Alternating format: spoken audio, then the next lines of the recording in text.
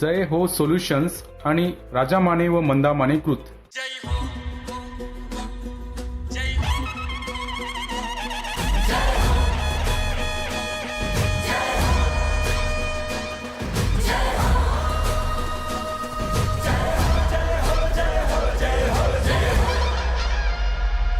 महाराष्ट्राचा तू जागर हो, निर्मितीचा तू सागर हो, भुकेल्याची तू भाकर हो, दुःखितांची तू पुंकर हो.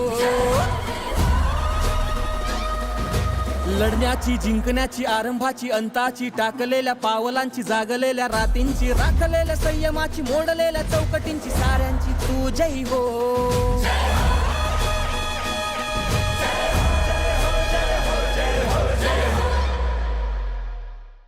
नमस्कार. राजा माने मंदा माने प्रस्तुत जय हो या लोकप्रिय मालिकेच्या या भागामध्ये आपणा सगळ्यांचं सहर्ष स्वागत. कविवर्य मंगेश पाडगावकर आईच्या वात्सल्याविषयी म्हणतात, जिथे आहे वृक्ष तिथे आहे छाया, तिथे आहेस तू आई जिथे आहे माया. खरोखरच आई आणि माया हे एक समीकरण आहे. पण या वात्सल्याला केवळ ओठावर न ठेवता, केवळ कवितेत न ठेवता, ते आपल्या आचारात, विचारात आणि प्रत्यक्ष कृतीत उतरवून सोलापूर जिल्हा आणि शहरातल्या हजारो वंचित महिला आणि मुलींच्या आयुष्यात परिवर्तनाचा नवा प्रकाश पसरवणारं एक थोर संवेदनशील नेतृत्व आणि एक युवा नेतृत्व आज आपल्याबरोबर आहे. त्या आहेत सृष्टी डांगरे. सृष्टीजी, तुमचं कार्यक्रमात मनपूर्वक स्वागत. आणि आई शक्तीविषयी आम्हाला अधिक जाणून घ्यायचं आहे, पण त्याच्याविषयी बोलण्याआधी पाहूया ही ध्वनिचित्रफीत. गेल्या काही वर्षात डांगरे परिवाराच्या समर्पित नेतृत्वाने सोलापूरच्या विडी घरकुल परिसरातील शेकडो महिलांना संगणक, प्रगत शिवणकाम, अगरबत्ती, मेणबत्ती निर्मिती आणि नऊवारी काष्टा साडी मेकिंगचे धडे देऊन आर्थिकदृष्ट्या स्वावलंबी बनवले आहे. महिलांच्या आरोग्याला सर्वोच्च प्राधान्य देत सिव्हिल हॉस्पिटलच्या ART+ सेंटरमधील 350 HIV बाधित मुलींना नियमित पौष्टिक आहार आणि मानसिक आधार देणं असो, 63 शाळांमधील तब्बल 13,334 किशोरवयीन मुलींना दरमहा 2 लाख सॅनिटरी नॅपकिनचे मोफत वाटप करणं असो, की 1900 विद्यार्थिनींना स्कूल बॅग व वह्यांचे वाटप करून त्यांना शिक्षणाच्या मुख्य प्रवाहात टिकवून ठेवणं असो, हा आकडा केवळ रुग्णसेवेचा नाही, तर या डांगरे परिवाराच्या अथांग संवेदनशीलतेचा तो पुरावा आहे. या प्रत्येक कार्यातून या फाउंडेशनचे सेवा हीच खरी साधना हे ब्रीदवाक्य सिद्ध करून दाखवले आहे. आपला अभिमान हे म्हणजे ब्रीद घेऊन सोलापूर शहर आणि जिल्ह्यात, तसं पाहिलं तर तू पण स्वतः आमचे मित्र मोहनराव डांगरेंची लाडकी लेक आहे आणि हाच विचार घेऊन शहरात आणि जिल्ह्यात काम करण्याची प्रेरणा किंवा विचार तुझ्या मनात कसा आला? सर्वप्रथम तर मी म्हणेल की मी माझे गुरु परमपूज्य परमसद्गुरू श्री गजाननजी महाराज व श्री स्वामी समर्थ स्थापित गुरुपीठाचे पीठाधीश व विश्व फाउंडेशन शिवपुरीचे अध्यक्ष आदरणीय डॉक्टर पुरुषोत्तमजी महाराज राजिमवाले यांच्या चरणी मी नतमस्तक होते. आणि त्याचबरोबर मी म्हणेल की माझ्या आईवडिलांच्या पुण्याईने मला चंद्रकांत दादा मिळाले आणि त्यामुळे दादांचा खूप मोठा सपोर्ट आहे. दादांनी खूप बळ दिलं आणि ह्या सर्वांमुळे कामाची सुरुवात झाली. अदरवाईज कामाची सुरुवात होणं ते शक्य नव्हतं, कारण की आपण कुठलंही काम करतो तर इच्छा मनात कितीही असेल, पण तो योग्य प्रकारचा जर सपोर्ट मिळाला तर काम करायला मजाही येते आणि ते काम पूर्ण होतोय असा विश्वासही मनात येतो. आणि ज्या वेळेस मी कामाची माझी सुरुवात झाली त्यावेळेस पहिल्यांदा मी बघितलं की माझ्या घरामध्ये माझे आजोबा असतील किंवा माझे बाबा असतील तर त्यांनीच त्यांच्या आयुष्यामध्ये इतका संघर्ष केला आहे की मला असं सुरुवातीला बाहेर जाऊन समाजाची काय परिस्थिती आहे किंवा मुली आणि महिला कुठला संघर्ष करत आहेत हे असं आजच बघायची मला वेळ नाही आली, कारण की मी माझ्या आजोबा आणि माझ्या बाबांचा संघर्ष मी पाहिला होता. आणि मग ज्यावेळेस माझं एज्युकेशन चालू झालं, मी घराच्या बाहेर शिक्षणासाठी म्हणा किंवा कुठल्या कामासाठी म्हणा, तर मग त्यावेळेस विविध समस्या बघायला मिळाल्या. पण सर्वात महत्त्वाची समस्या जर मला दिसली आणि जाणवली सुद्धा तर ती म्हणजे मुली आणि महिलांमध्ये आत्मविश्वासाची खूप कमतरता होती. आणि कामाची सुरुवात जर कशी झाली ते म्हणायचं म्हणजे की मी रोज नित्यनियमाने मी अग्निहोत्र करते सूर्योदय आणि सूर्यास्ताला. त्यामुळे अग्निहोत्राच्या माध्यमातून मला खूप मोठ्या प्रमाणात ऊर्जा मिळाली आणि माझं स्वतःचं आयुष्य सकारात्मक दिशेने वाटचाल चालू झाली माझ्या आयुष्याची. आणि संवेदनशीलता ही मला अग्निहोत्रामधून आली. त्यामुळे मग त्या सगळ्या साधनेने माझ्या गुरूंमुळे, माझ्या आईबाबांमुळे, चंद्रकांत दादांमुळे कामाची सुरुवात झाली. आणि आत्ता म्हटल्याप्रमाणे की मला पहिली जे जाणवलं म्हणजे की आत्मविश्वासाची कमतरता ही सगळ्यात मोठी समस्या जाणवली. आणि अजून म्हणजे की मग मासिक पाळी आहे, मग मासिक पाळीमध्ये खूप मोठ्या प्रमाणात मुलींच्या मनात अंधश्रद्धा असतात आणि मग त्याच्यामुळे खूप मुली शाळा सोडतात. मग रक्ताची कमतरता आहे, मग शरीरामध्ये वेगवेगळ्या गोष्टींची डिफिशियन्सी आहे. मुली आणि महिलांना स्वसंरक्षणाचे जे कुठले धडे आहेत तेच माहिती नाही, ही एक समस्या मला जाणवली. परत रोजगाराच्या संधी, स्वावलंबनाच्या संधी, सो अशा विविध समस्या फक्त समोर आल्या नाहीत तर त्या आम्हाला जाणवल्या. आणि तर अशा मुली आणि महिलांच्या समस्यांसाठी माझे बाबा आदरणीय श्री मोहनजी डांगरे यांनी आईशक्ती फाउंडेशन या संस्थेची स्थापना केली की माझ्या मुली जे आयुष्य जगत आहेत किंवा माझ्या मुलींना ह्या सुखसोयी मिळत आहेत तसे समाजातील प्रत्येक मुलीला त्या सुविधा मिळायला पाहिजे. तर अशा विचारांनी त्यांनी संस्थेची स्थापना केली आणि मी त्याचं प्रतिनिधित्व करू शकते. आत्ता या वेगवेगळ्या समस्यांचा जो उल्लेख झाला तुमच्याकडून, तर या संदर्भामध्ये नेमकं काम कसं करावं, त्याला कशी सुरुवात झाली? आता सुरुवातीला म्हणजे आपल्या सुरुवातीचा जो प्रकल्प होता तो म्हणजे मासिक पाळीचा तो होता प्रकल्प. आणि मी असंच एका शाळेमध्ये गेले होते, तर त्या शाळेमध्ये एखादी एक मुलगी आली होती आणि त्या मुलीची ना अशी खूप चिडचिड होत होती. आणि मग मला माहिती नाही की मला खूप मनापासून तिच्याकडे जाऊन विचारावं असं वाटलं की नक्की काय झालं काय, तू इतकी म्हणजे काय इतकी चिडचिड होती, इतकी एन्झायटी का आहे. तर सुरुवातीला तिने सांगायला नकार दिला, म्हणजे तिने रिस्पॉन्स तिचा खूप कमी होता. आणि मग मी तिला खूप फोर्स केला, कारण की ते मलाच राहावलं जात नव्हतं. मग तिला फोर्स केल्यानंतर तिने मला सांगितलं की ताई ॲक्च्युली ना माझे पिरियड्स चालू आहेत आणि माझ्या पिरियड्समुळे मला खूप त्रास होतो आहे. आणि मग मी तिला म्हटलं की ते नॉर्मल आहे, पिरियड्स असं की आजच इतकं काही एका मुलीला जो इश्यू वाटतो तेवढं काही नाही आहे.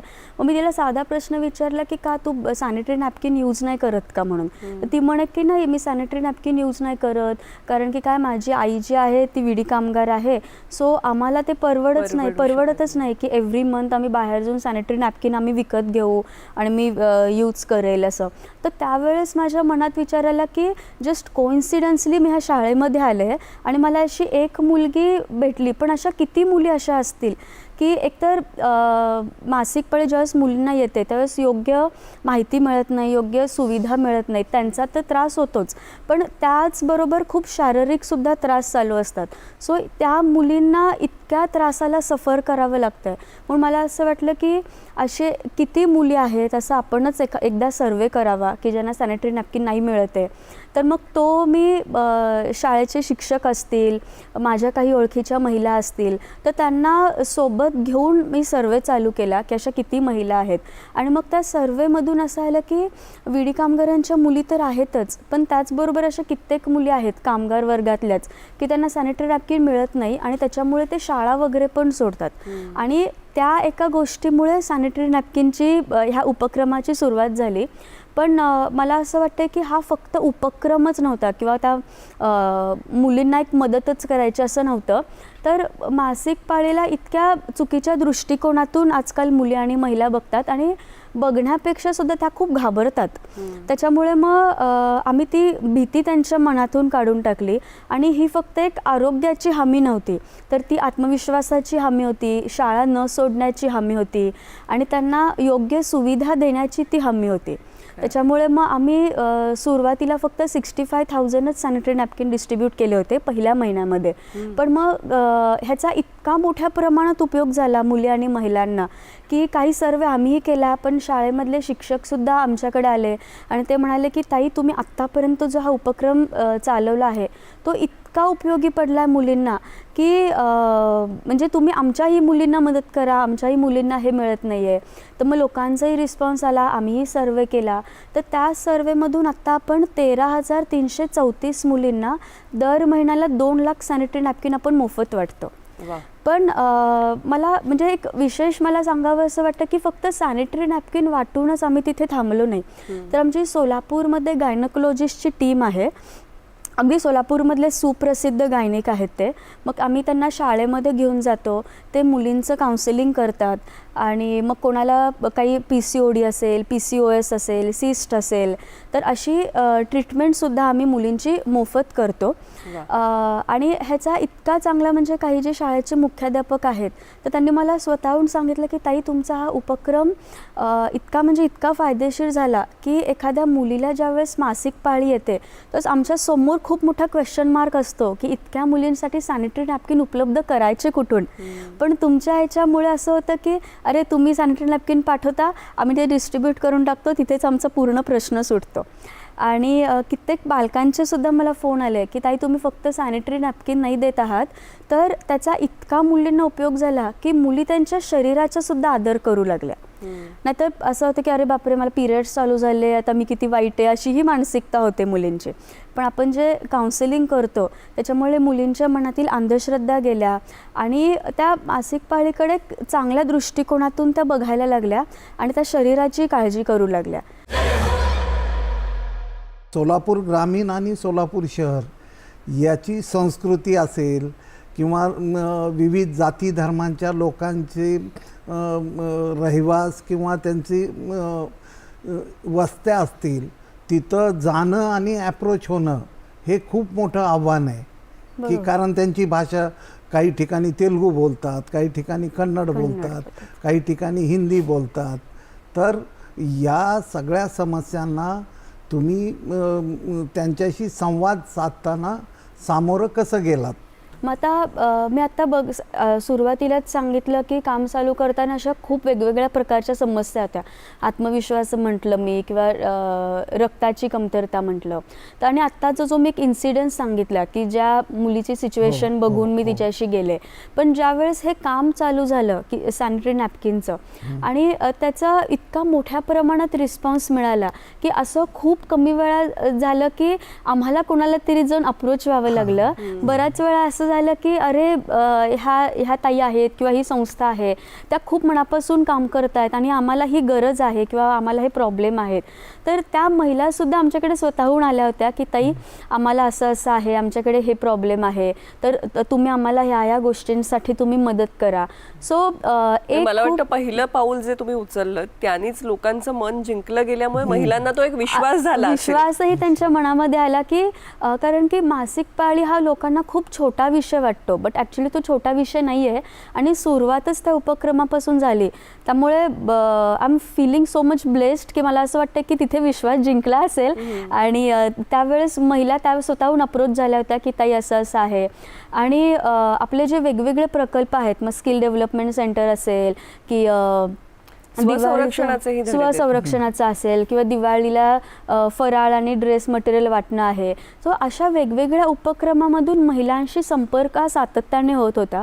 आणि ज्यावेळेस महिलांशी संपर्क झाला की त्यावेळेस समोरची महिला कुठल्या मानसिकतेमधून जाते आणि तिला कशाची गरज आहे हे कळत न कळत आम्हाला समजत होतं. त्यामुळे मग आम्हीच कधी म्हटलं की ताई, तुम्हाला असं असं आहे, मग आपण तुमच्यासाठी हे करूयात, किंवा ताई तुम्हाला आता तुमच्याकडे बघून वाटतं की तुमच्यामध्ये रक्ताची कमतरता आहे, तर मग आपण तुमच्यासाठी HB जे पौष्टिक आहार आहे तर पौष्टिक आहार तुमच्यासाठी देऊयात.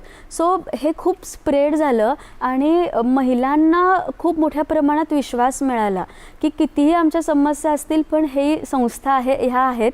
आणि महत्त्वाचं म्हणजे चंद्रकांत दादा आहेत आणि त्यांच्या माध्यमातून आम्हाला खूप मोठ्या प्रमाणात बळ मिळणार आहे आणि आयुष्य जे आहे ते सकारात्मक दिशेने वाटचाल करणार आहे.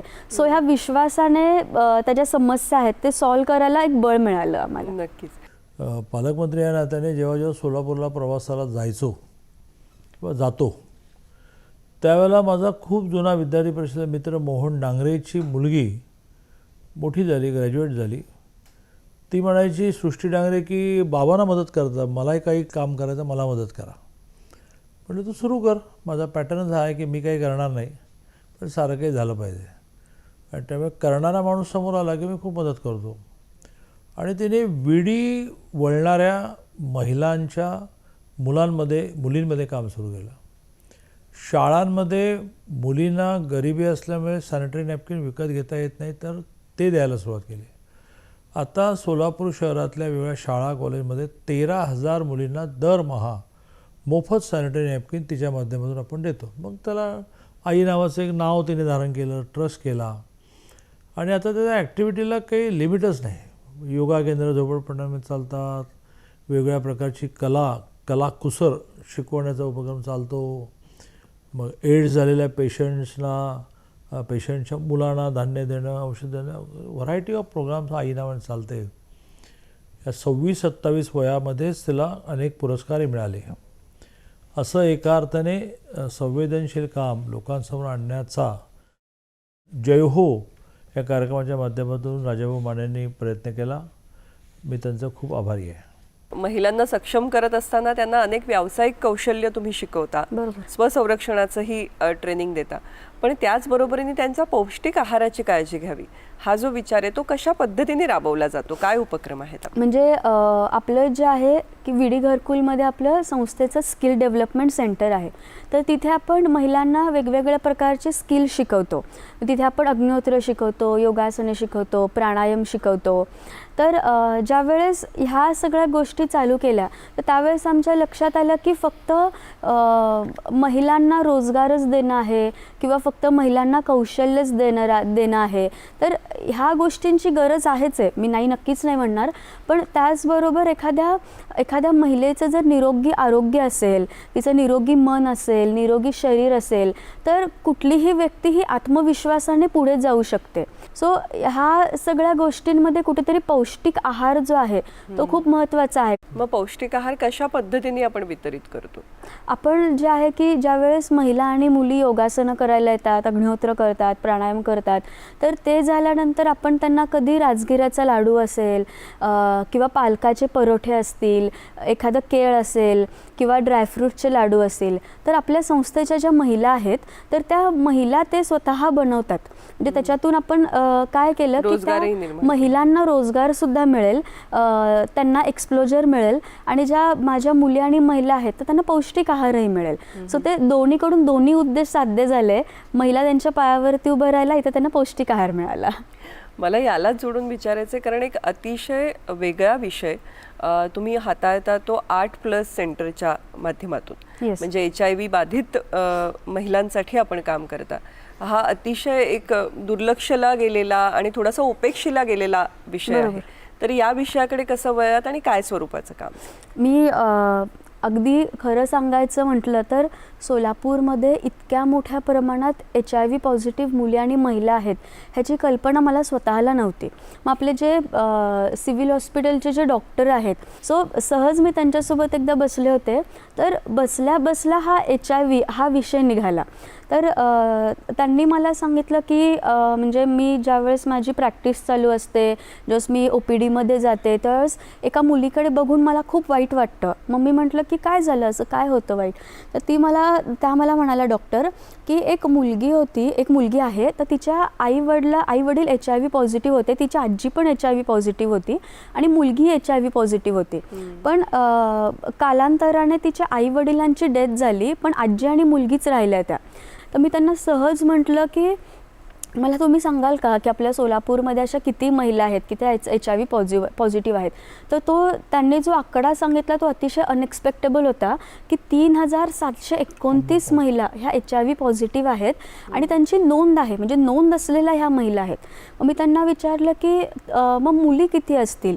तर त्यांनी मला सांगितलं की 30 वर्षाच्या अलीकडे 353 मुली आहेत की त्या HIV पॉझिटिव्ह आहेत. मी म्हटलं की बापरे, म्हणजे कल्पनाही केली नव्हती की एवढी मोठी संख्या असेल.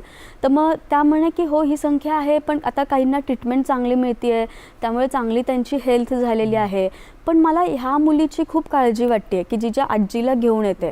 मी म्हटलं की काय, म्हणजे काय तिच्यात असं काय वेगळं आहे? तर ती म्हणे की आजीची सिच्युएशन एवढी चांगली नाही आहे, सो आजी कधीही डेथ होईल तिची, मग ती झाल्यानंतर ही मुलगी काय करेल? बिकॉज ऑलरेडी लहान आहे आणि पॉझिटिव्ह आहे ती. सो त्यावेळेस ना कुठेतरी असं कळत न कळत माझ्या मनातून ते वाक्य हे झालं की नाही, माझ्या गुरूंच्या आशीर्वादाने आणि चंद्रकांत दादांमुळे की मी ह्या मुलीसाठी मी काम करेल. आणि मी म्हटलं की अहो, माझ्या बाबांनी अशा सगळ्याच मुलींसाठी संस्था स्थापन केली आहे, सो ह्या मुलीकडे आम्ही काय एका वेगळ्या दृष्टिकोनातून बघू, आम्ही त्या मुलींची काळजी घेऊ. असं खूप अनएक्सपेक्टेडली ते वाक्य गेलं होतं. मग मी त्यांना म्हटलं की तुम्ही मला आत्ता हा डाटा तर सांगितला आहात, 3729 महिला, 353 मुली, तर ह्या मुलींसाठी आम्ही हे काम करायला चालू करू, पण आम्ही वेगळ्या दृष्टिकोनातून नाही बघणार की HIV आहे. ज्या आमच्या सर्वसामान्य मुली आहेत त्याच दृष्टिकोनातून आम्ही बघू. मग आम्ही त्या महिलांना आम्ही साडी दिली, ज्या पॉझिटिव्ह महिला आहेत त्यांना.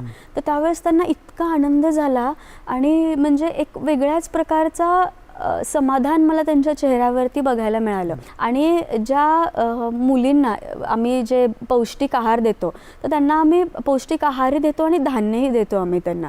तर त्यावेळेस सुद्धा फक्त त्यांना एक मदत म्हणून नाही, तर तुम्ही सुद्धा बाकीच्या लोकांसारखेच आहात, आम्ही तुमच्यासोबत कायम आहोत आणि तुम्हाला कधीही गरज लागली तर आम्ही तुमच्यासाठी आहोत. हा एक आत्मविश्वास वाढवण्याचं काम आम्ही त्यावेळी केलं. आणि त्यांना हेही सांगितलं की तुम्हीही बाकी लोकांसाठी सारखे स्वप्न बघू शकता आणि पुढे जाऊन तुम्हीही समाजाचं प्रतिनिधित्व करू शकता. सृष्टी, आता पुढं आई शक्तीची वाटचाल कशा पद्धतीनं व्हावी असं चंद्रकांत दादा आणि तुझ्या पप्पांना वाटतंय? आता आपली जी म्हणजे आपण दिवाळीसाठी किट देतो किंवा सॅनिटरी नॅपकिन असेल किंवा हे HIV मुली असतील, तर त्यांना असं वाटतं की आत्तापर्यंत आमच्या समोर जी संख्या येते आहे, मग 3729 असेल, ह्या 13,000 मुली असतील, मग त्याच्यामध्ये अंध मुली आहेत, तर ही जी संख्या आहे तर ही पुढे जाऊन ह्या संख्येची म्हणजे संख्या कमी व्हावी असं वाटतंय. तर आपलं जे एका भागामध्ये स्किल डेव्हलपमेंट सेंटर आहे, तर असं सोलापूरमधील जेवढे भाग आहेत तर प्रत्येक भागामध्ये हे स्किल डेव्हलपमेंट सेंटर असावं की जेणेकरून महिला येऊन रिलॅक्स फील करतील. कारण की खूप जे आपलं सेंटर आहे तिथं महिला हे आमचं माहेर आहे असं समजतात. आणि त्याचबरोबर इंग्लिश स्पीकिंगचं जे आपण म्हणतो, तर सोलापूरमध्ये खूप भाषेचे लोक आहेत, मोठ्या प्रमाणात तेलुगू आहेत, कन्नड आहे, वेगवेगळ्या भाषेच्या आहेत, पण ती भाषा त्यांना बोलायला खूप सोपी वाटते कारण ती काय ती आमचीच भाषा आहे असं म्हणतात. पण इंग्लिशचा विषय झाला की मुली घाबरतात की असं वाटतं की अरे बापरे, इंग्लिश आहे, मग आम्ही आता कसं बोलू, मग त्यांना ती एक भीती असते मनामध्ये. त्याच्यावर वाटलं की आपण सुरुवातीला एक लँग्वेजसुद्धा ॲड करावी की जेणेकरून मुली लँग्वेजही शिकतील आणि त्यांचा कॉन्फिडन्सही बिल्डअप होईल. म्हणजे आपलं स्किल डेव्हलपमेंट सेंटर हे एका अर्थाने पूर्ण व्यक्तिमत्वाचा विकास करणार अशा पद्धतीने आहे. हो. आता तुम्ही म्हणालात की जसं इंग्रजीचं प्रशिक्षण दिलं जातं, तसंच मला वाटतं कम्प्युटर प्रशिक्षणही आपण येस, म्हणजे हा माझा म्हणजे सगळ्यात आवडीचा विषय आहे. आणि आवडीचा विषय म्हणण्यापेक्षा माझ्या सगळ्यात आवडीचा प्रश्न तुम्ही विचारलात की आपण जे स्किल डेव्हलपमेंट सेंटर चालू केलं तर तिथे आपण म्हणजे सगळंच शिकवतो. मग अग्निहोत्र असेल, योगा, प्राणायाम, शिवण क्लास, पण त्याचबरोबर ना आपण तिथे महिलांना टेक्नॉलॉजीसुद्धा शिकवतो. म्हणजे आपण त्यांना कम्प्युटरसुद्धा शिकवतो.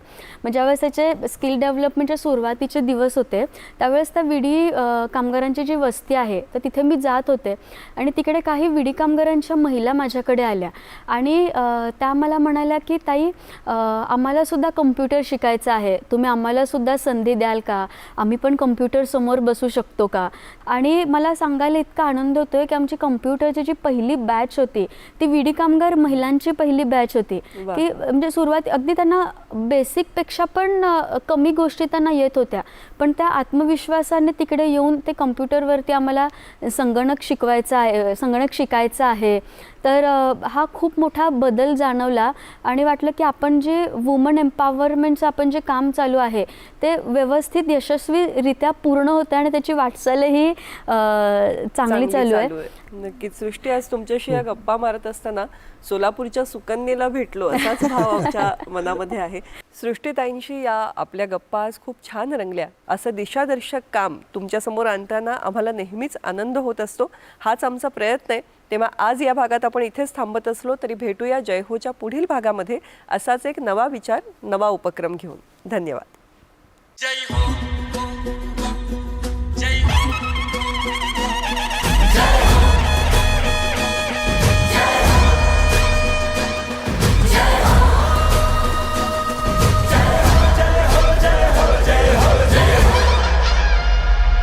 महाराष्ट्राचा तू जागर हो, निर्मितीचा तू सागर हो, भुकेल्याची तू भाकर हो, दुःखितांची तू पुंकर हो, लढण्याची, जिंकण्याची, आरंभाची, अंताची, टाकलेल्या पावलांची, जागलेल्या रातींची, राखलेल्या संयमाची, मोडलेल्या चौकटींची, साऱ्यांची तू जय हो.